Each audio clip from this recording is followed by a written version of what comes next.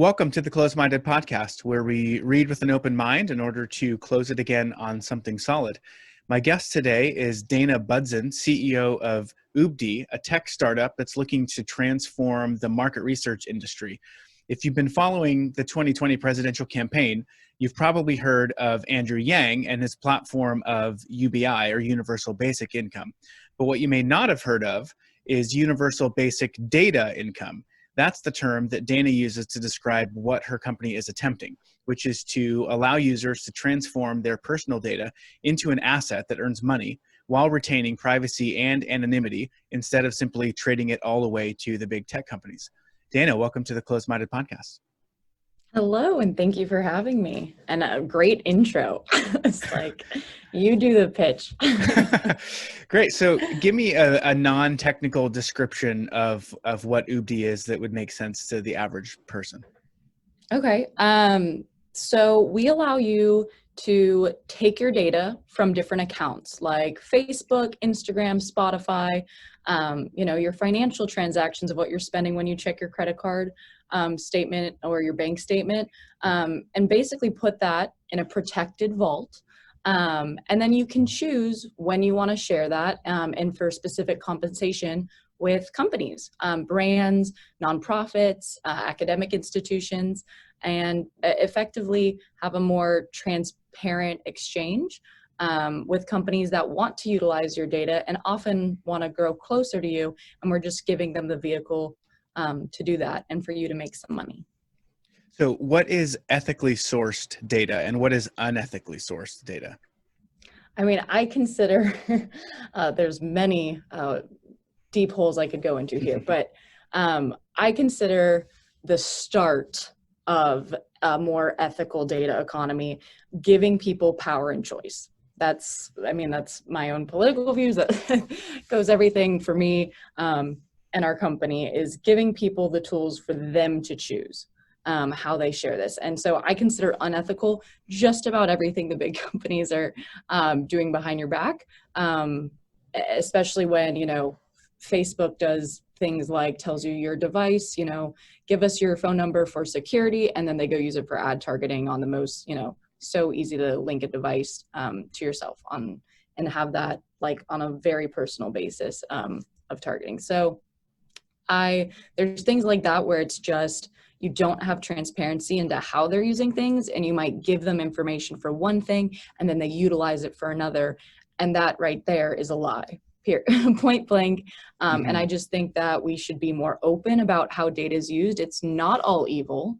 And there are a lot of companies looking to do good things, but their only choice is to go to these tech companies and pay them. Or even these personal data brokers that their whole job is just to collect as much as they can on you.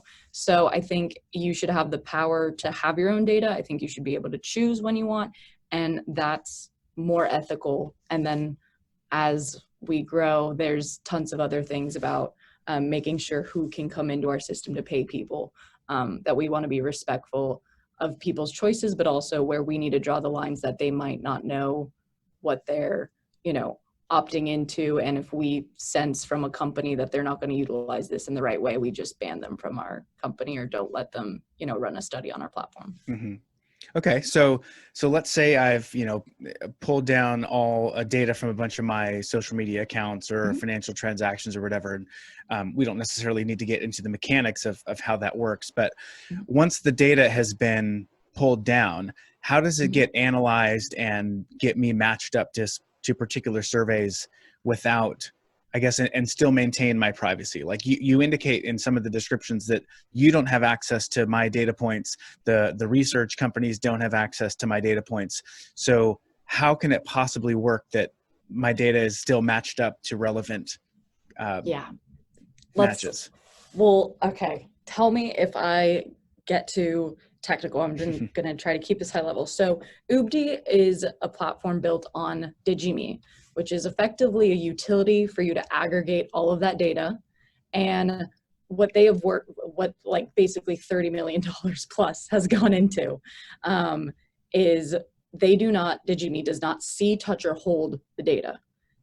You have the only key, and you can share that with apps when you choose. And so we're built on their utility. And then from that, we can say, okay, you give us permission to qualify you for things. So we could say, you know what, this person has spent $100 on Uber, and therefore they're going to qualify for this study. And we can do that because you have two apps, which can be annoying and it can be extra work. Because you have two apps, we can run all of that on your device, right? Just app to app analytics, edge processing on your device. And then we can say, okay, we send every study to every single device. So we're not holding these profiles on you. Send it to every device. And then on device, it'll say yes, no, yes, no, yes, no. And if you're yes, it populates within your app. You will see the study. And then from there, you choose, it could be a survey. We try to do, limit what time consuming things that we put out there. Or it could be asking you, hey, now that you've matched on Uber, I actually want to see how much are you spending on Lyft? Because I know that you spend $100 on Uber, but I want to see what you spend on Lyft. And I want to ask you why you have both. Is it because you're checking price? Is it because safety? Is it because of speed of which the car arrives, whatever it might be, right? So that's kind of like the business decision that some people are trying to get at. And you would choose like, okay, this is $5. They want to look at Lyft in my financial data. I've got to take the survey. I swipe, I send the data, I get compensated. And then your data would leave the device and go with other people in the study into a dashboard that we create for them. So they would basically be able to say like, oh, 50% of people thought that safety influenced Lyft or, Uber, et cetera. Does that make sense? Yeah. So when you say that when the data does leave my device, is it accurate to say that it's not the data itself that would be used to identify me that is leaving the device, but it's the insight into the data that's leaving the device? Yeah, so we call it insights, but the problem is that is such a BS word that so many people use. Truly, it's like, go to any website and Google insight. It's just everywhere. And people have thrown out these buzzwords over and over again and no one believes them. And so I'm trying to create a new word and I don't have it yet, but I'll let you know. But for now, yes, it's not personally identifiable to you. It's stripped of any PII on your device. It is really like Lyft $20. Like that's what's going out. And that's going with a bunch of other people that are Lyft 40. And so what the person's saying is like Lyft $575. And those people also thought that safety was their biggest concern. Okay. So like if I answer the question, that I prefer Starbucks to Panera, I get matched with a survey that asks that sort of thing. Whoever's asking that question doesn't get to see that answer tied back to me specifically. They just know that they got an answer from somebody who matched whatever the criteria they were looking for. So it might have been males between the age of 20 and 40 who have purchased Starbucks in the last 6 months or something like that. Is that the idea? Exactly. Okay. Yep, that's the idea. Okay. And we're constantly working on minimizing, we're a small startup.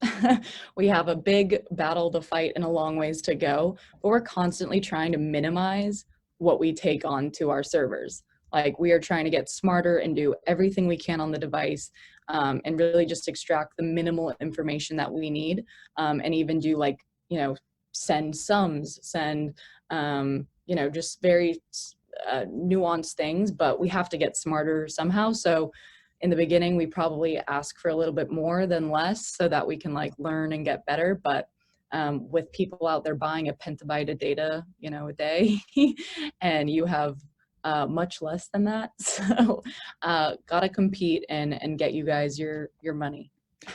So what is the average person's data worth? And are certain data points more valuable than others, like bank transactions versus tweets or Facebook likes? Yeah, I will say financial transactions are incredibly valuable. Those are the ones that are gonna make people the most, but it's often not them in themselves. It's more like a combination of, we did a study that was like influencers measuring, are they, how are they actually, besides people clicking their link in their Instagram profile, where are they actually going to shop? So you could say, hey, people have subscribed to the Kylie Jenner channel. Can we extract things around beauty like Sephora, MAC Cosmetics, etc., and just see where you're spending based on some influencers that you watch? Like, it's not necessarily about like, oh, rich people are going to make so much more money on this because their spend goes so much farther. It's like unique combinations of that with fitness. And even a nonprofit I spoke to the other day, can't go into the weeds, but it's like they're trying to help low income communities make money and then take that money to like either set up college funds or start a 401k and retirement plans, etc. And what they want to know is literally studying how people value their own data. And that's more of a survey. And they don't care about rich people. Like they want low income people to ask them these questions on how they value data and see their shopping to see if with more money they spend on better grocery stores or start working out more and have like mental health benefits because they're talking, they have happier sentiment on Twitter. So I would say financial, but it's really this like unique combination that only you can provide, plus your opinions, which matter, that make it powerful, that make it way worthwhile, and are why we're going to be able to, not defeat, that's a wrong word, but really make a difference in how data is utilized across the US and hopefully globally as well. Yeah. So with UBDI, you've given me or anybody an opportunity to, monetize our data, control who has access to it within the context of your ecosystem. But Correct. It's not really a replacement for what is out there today, all the, the big tech surveillance. It just kind of runs parallel to it. So I guess, Yep. I'm still being, even if I'm an UBDI user, I'm still being tracked everywhere I go by browsers and websites and apps and everything. So is there a way to stop that existing structure? Yeah, I personally believe that, like, if we don't win this battle, not like we UBDI, like this mission, that we've kind of like it's lost. Like this is the time, and if we can't like shift the power dynamics, like we've kind of lost that battle for good, which I won't go into like the glum that I feel around that. So my take on this is like the only way to beat the current market is to really awaken people to how much money they could get from their data and shift it. I think while we're not in the nature of building all these other tools yet, because we have to focus on one thing, there are people out there like Brave browser, right? You can use DuckDuckGo. There are other solutions. And what we intend to do is right now, we have a limited list of sources. We're going to be growing that list. And the hope is you could use a privacy preserving browser that doesn't look at anything at all. And then as we, partner with these people, you could plug it into us and say, okay, around these 10 categories, I'm comfortable with you watching my browsing history because I like, that's a future ad tech thing, but, I'm okay with being matched for these things.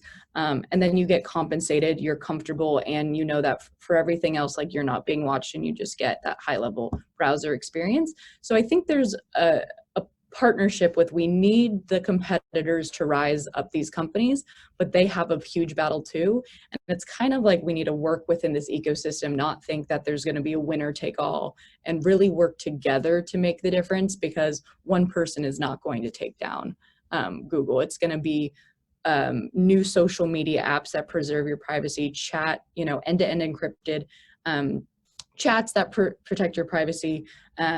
It's going to be all of those things kind of coming together, and they are on the rise, but people struggle to get traction. And I think we just need to help each other out, and eventually it'll topple the oligarchy.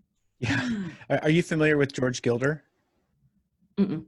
So he's a futurist and a technologist and an author. He basically predicted the rise of the iPhone in the 90s. Has written a lot of books over the years, and he wrote a book called Life After Google, and I had him on the show a few episodes ago. Really, really interesting guy.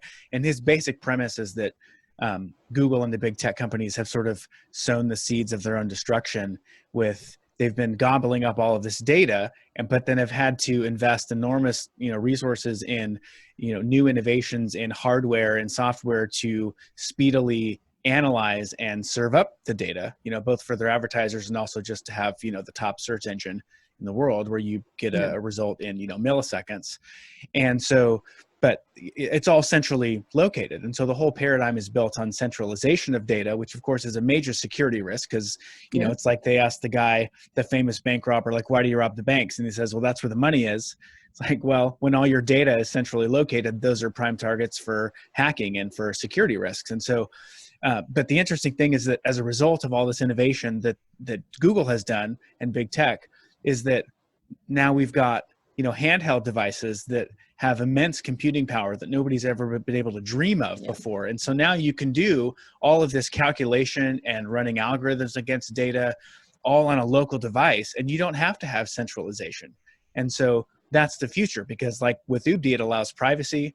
He's envisioning, all sorts of implications in social media and technology and controlling our data and just all sorts of elements of society with transactions, cryptocurrencies, and basically the blockchain and all the ways that it's going to destroy the paradigm of data centralization that big tech has. And instead it's going to go the route of decentralization with security on the blockchain.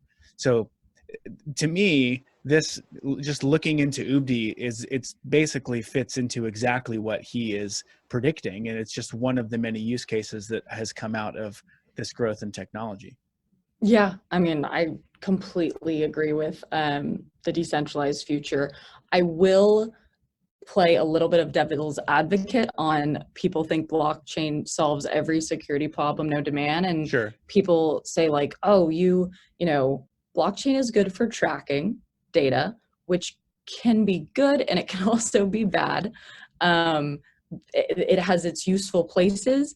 It does not solve a security issue, a data quality issue, about 12 other issues that are all around data.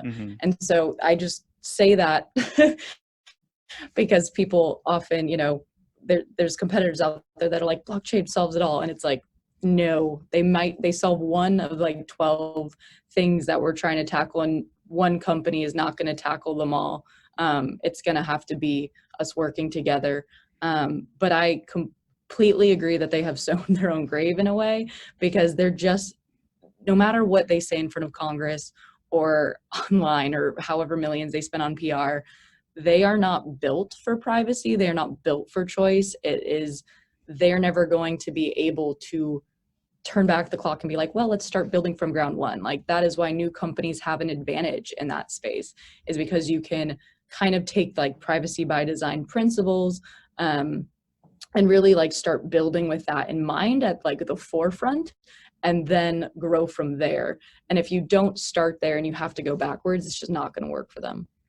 So when it comes to all of these, scrappy little startups that are innovating and creating ideas in this space in order to challenge, the big tech paradigm and the approach to all of that, where do you think regulation fits in with all that? Like, is it ultimately, a protection racket for the big boys and a harm for the small innovators, or do you guys need innovation I have such a deep fear around. I have a deep fear around this. I'll let everybody know. I mean, one, go Andrew Yang, data property rights. I mean, I already have the like blue cap on Twitter, so it's not like everyone doesn't know my personal feelings. It's no secret. For the only person, on the debate or lack thereof debate stage talking about these issues that are incredibly pressing and, affect our lives. Where was I going with that? Now I have a paused moment. Talking about regulation, sorry. So my fear for regulation is these companies are also the ones with tons of money for both lobbying and for legal efforts. So they are currently, as someone in Washington, D.C., actively trying to push a divide between Republicans and Democrats around an issue that is actually pretty bipartisan in our somewhat torn, not somewhat torn, very torn country. It's actually pretty bipartisan, and they want to create the divide so that people will side with them on like, this is ruining capitalism and this is socialist and blah, blah. And my fear is with some people that they have in their pockets, if you will, that they will run, you know, how Zuckerberg is like, yeah, it's your fault. You put regulation, I'll follow it. And when they say that they're going to help shape that, what they do is they put so many barriers and so many, you know, legal fees that a small startup will never be able to keep up with on compliance, and they will effectively solidify themselves as monopolies, and people will not be, they might be able to get bought up by them, but there won't be new winners in the space. So that's my deep fear. I think ideally, you know, if they came out with the data property rights, what does that look like in practice? There has to be companies like this. Otherwise, you know, people check a checkbox of terms of service, right? And they will say, like, what if, let me put out a bad scenario, really scare people. Okay, you have your data property rights, whatever that means in the grand scheme of things, right? You have your data property rights, you signed up for an app, the terms of service that you never read says right up front, it's one page, you never even clicked on it, and all it said was, you have now passed over all of your data property rights to me, X company. What does that actually, what does that do, right?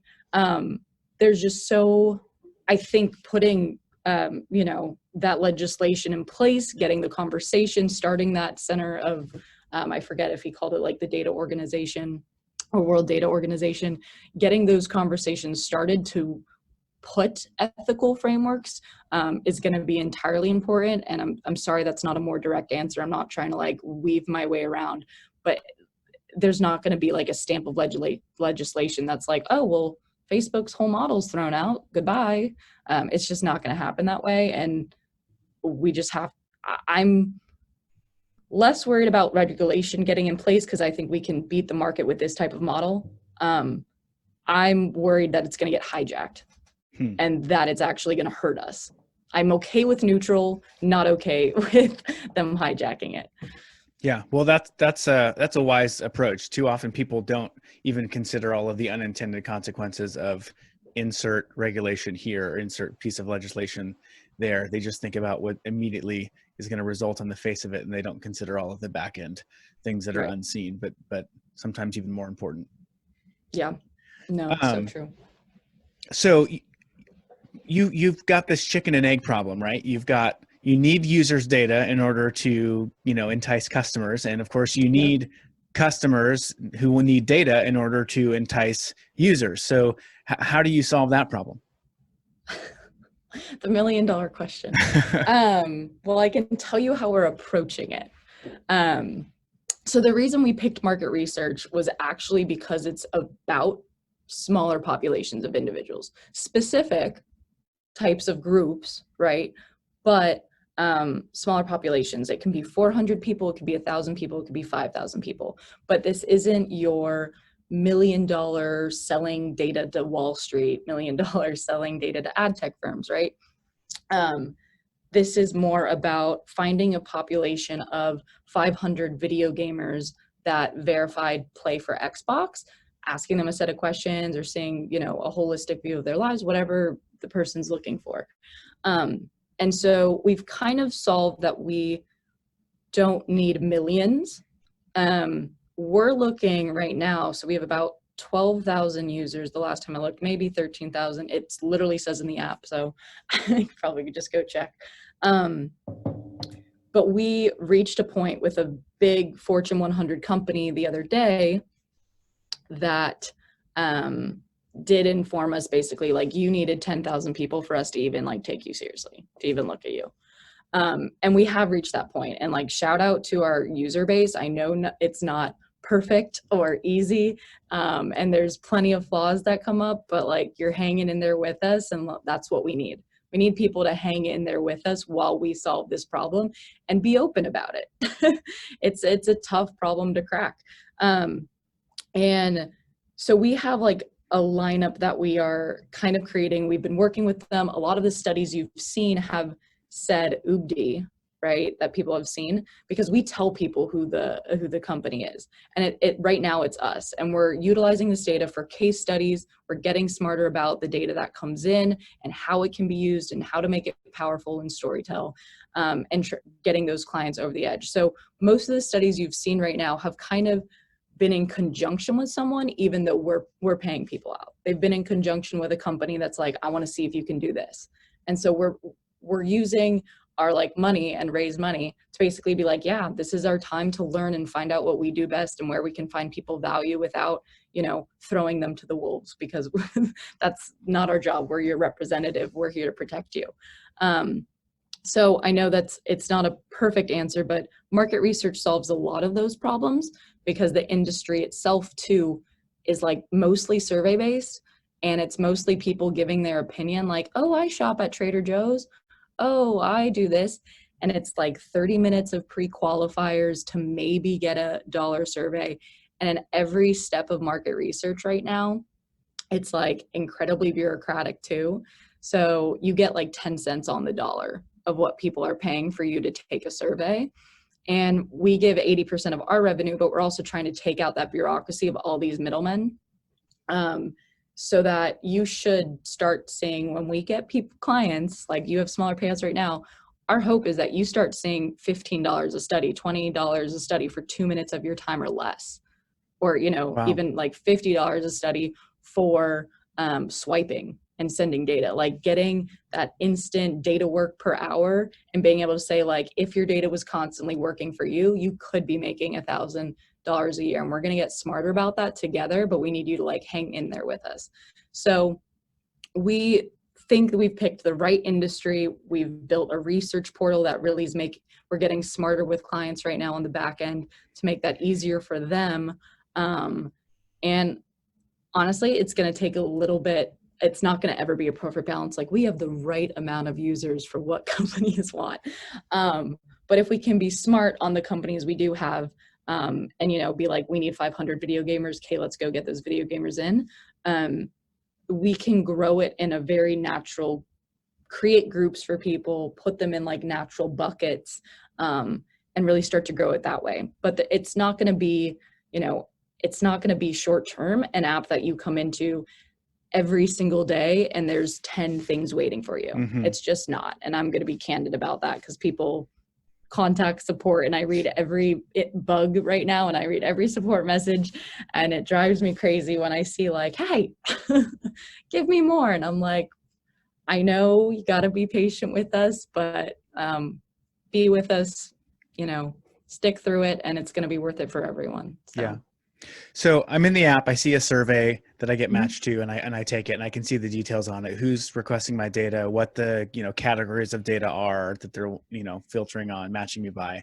And then I can see what I'm going to earn from the survey. And so there's a dollar amount, but then there's also this crypto token that I can accumulate. Tell me about that. So I have to be so legally careful. Right now. Okay. So UBDI right now are points. Okay. In the app, and they're going to be utilized for future rewards. My co-founder does have a very blockchain, digital currency background, and our goal is to, I have no idea the boundaries of what I'm about to say. So we're just gonna do it because it's fun, and why not shake things up? We're small. I don't think anyone's coming after me yet. Our goal is to have that same mission, honestly, that Andrew Yang has. Like, it's not just about transaction. It is, as you grow as a community and you're bringing data into the system, even if we can't access it all the time, right? Like, it's in the system, it's growing, it's becoming more powerful exponentially. It shouldn't just be $5. You should also be getting a stake in the future value of this data. Because as we grow as a company, we're going to want to create more tools, right? Like the same way that they utilize your data to create tools that they sell to people, and you wouldn't get a piece of that. We want you to get a piece of that. So we have created some cool dynamics for kind of, I consider the transaction capitalistic. And I try to think of the token in its future state as more socialist, I guess. Community oriented is probably a better term, but that together you are pooling data, and all the powerful things that it can do. Revenue can be shared with you, and you can get like a multiplier on the value that your data is worth because it'll be worth more in the future. And that totally dipped into legal lines, but it's okay. You know, people ask all the time, and we're not trying to be shady. It comes off that way. It's like, we can't say, and everyone's like, what the hell are you doing? Right. It's more, the crypto space there are scammers out there, and there are, and regulators are right for they may be slow, but they're right on, trying to figure out some guidelines. And the more they can come out with those guidelines, the better and more helpful it is on us, because we're not trying to do wrong by the SEC. We're not trying to do wrong by anyone. But if we can't even talk about something because it's future speculation, or we can't do things, it cripples companies. And that, I guess, is all I can say. Yeah, but I said plenty. We are very much in the wild, wild west of this whole arena of crypto, and what's a security, what's a currency, where does everything get categorized, what does it mean for tax purpose, all of that stuff that just hasn't been ironed out yet, but it will be. Yeah. And we want to give people something of value too. I don't want to, like, points right now are kind of, they're not valueless, they're backed by revenue, but your pro rata stake of tracking contributions in the community, really. But we want to make sure that at the time that we go into this space, one, Apple has its own regulations against it, just to be clear. For iPhone stuff, there's limitations of what you can put in apps, and they have a say on that. And that means that there's web app things you have to think about. There's lots of regulations from all over the place that affect it. So we have plans. we know what we want to do. We know how to get there, and it's a matter of time, revenue, and resources. So you is tracking your contributions right now, and how you attribute data to the community and help us grow. Okay. So the way that I heard about you is from the very first podcast that you guys decided to advertise on, Part of the Problem. I was curious how you found them and how you chose to advertise with them, because it's a pretty hardcore anarcho-capitalist libertarian podcast. So I was curious how you picked them. Marx A Libertarian. Okay. My co-founder. We're a very interesting bunch politically. I will say, like, this, we actually feel like are just personalities of who we vote for and who we think and how we work together. And I've been friends with him for ages, and we have very differing political opinions that we often fight about. But yeah, he listens to that podcast all the time. And we also felt like for libertarian, it's something that people really get, which is a little bit more like hands-off government, and more empowering people, and also the property that's kind of Republican. I don't know. What does anything mean anymore? I'm like, you can't say it's one or the other. There's so many mixed people that like just get thrown in a box. So I don't want to do that. But taking back a right that's yours versus like a handout, which I don't want to talk about UBI that way, because that's not how I feel. I do not feel it's a handout. I think it's it's right, and it's the direction we need to go in. But from a business perspective, and not my personal, it isn't taking something from taxes or someone else and giving it, redistributing, right? It's an asset that is worth, it's valuable, and it is worth money, and it's been taken from you. And it's more about reclaiming that asset for yourself. And I think that's pretty libertarian, if I may say so. So he listens to it, and he was like, hey, like, I'd like to get some libertarians. We have a lot of Democrats in our system. less conservatives, and he was like, I'd like to get some libertarians and really create the diverse community that we want. So that is how we ended up on there. Cool. It was pretty cool. So I want to ask a couple things about you personally. So you're in your mid-20s, right? I am in my mid-20s. And I'm 24 specifically. 24. In case anyone was wondering. So how does a 24-year-old become a CEO of a tech startup? I don't know. You just do it. You just get annoyed with everyone not doing things and you decide to do it yourself. Yeah. So my journey into this was actually more emotional than it was, like this was always my plan in life and I was always going to be an entrepreneur and create companies. And no, that was nowhere in the plans or the cards for me. I got super sick, like coma, the whole deal. Wow. I was put in medically induced coma for a month. I had tons of major surgeries and plenty of complications. And through that, I really had a hard time I had been at several different hospitals and I had a hard time collecting my health data, getting it in a usable form. And they also never found out why anything happened to me. And I got sepsis shock, which is kind of that thing that you see in hospitals where they're like signs of sepsis. It's like not cool or fun. And I got it within 24 hours and they don't know why. I was 18, I was very healthy. And so like in that experience, I wanted to be able to have like a vehicle. I was like, I had sepsis shock. This weird thing happened to someone else. I guarantee it somewhere out there. And like, what if I had a vehicle with them that I could share my health history in like a secure way that I know who I'm giving it to. I know what purpose they're using it for. And I'm comfortable with that because it's not going to like go hurt me down the line, but it can go for this purpose. And I was like, that's a vehicle to ingest your own data. It's a vehicle to share with other people, and it's a vehicle for research. And I was like, okay, I'm gonna build it. This is what we're doing. So like you will eventually, when we dive into health, see a sepsis shock group that I will make for people to share their medical history of like rare cases and rare diseases. So anywho, that's down the line, but that's how I got into it. I became a biomechanical engineer. And I did some work at JPL, NASA's Jet Propulsion Laboratory in Pasadena, California.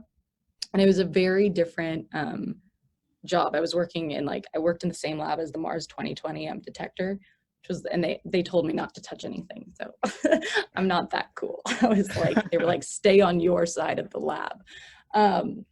But I was working on a detector system for like sensing amino acids. It was this whole separate thing.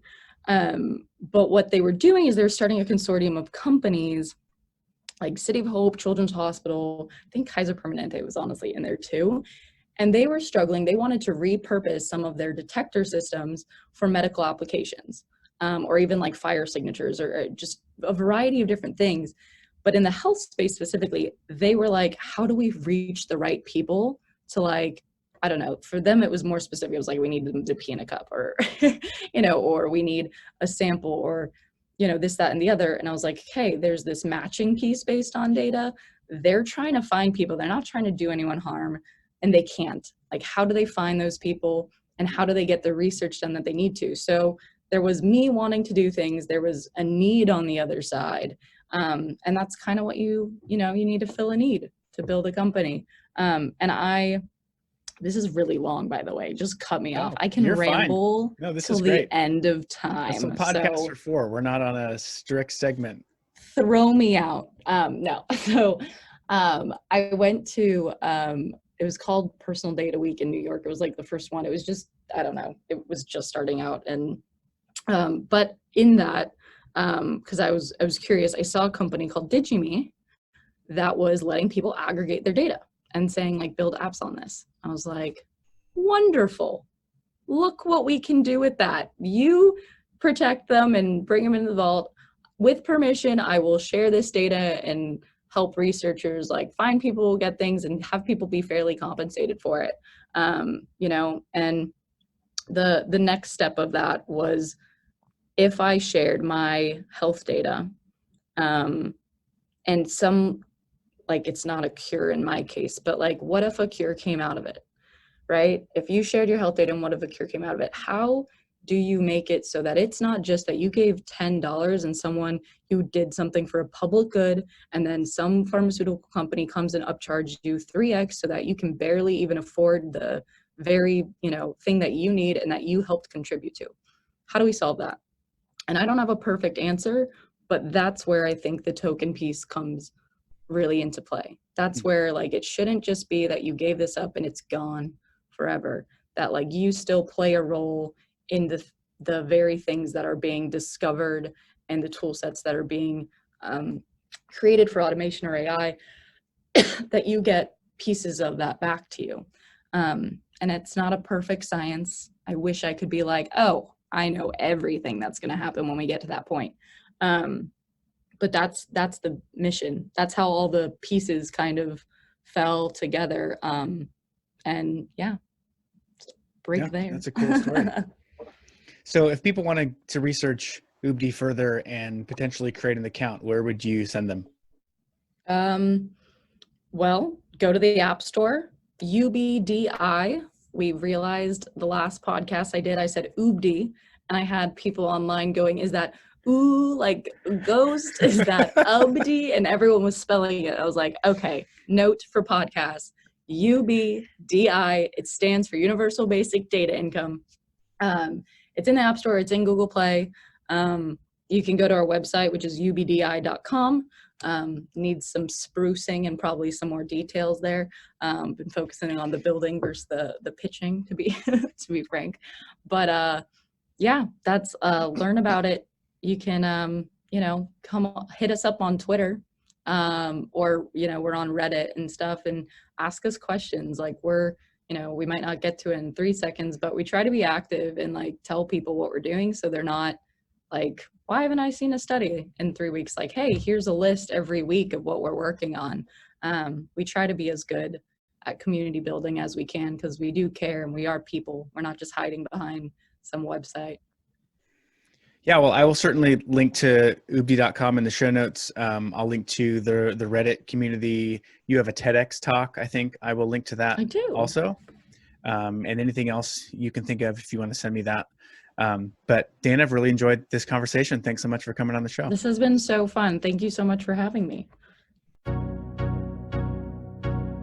Well, that wraps up episode 14. Now, all of my episodes are up on YouTube, just streaming the audio, but this is the first one that I actually have video recorded. So if you want to see the conversation that I had with Dana, head on over to youtube.com and search for Closed Minded Podcast, and you can see all of those details. If you want to hear more from Dana, I have an exclusive bonus segment of our conversation that didn't make it into the episode. In it, she opens up about her vision for UBDI, such as the secret project that her team is actively working on and hoping to release soon, and also some long-term, really innovative ideas that she's dreaming about for new ways to combine utility, monetization, and privacy with your data.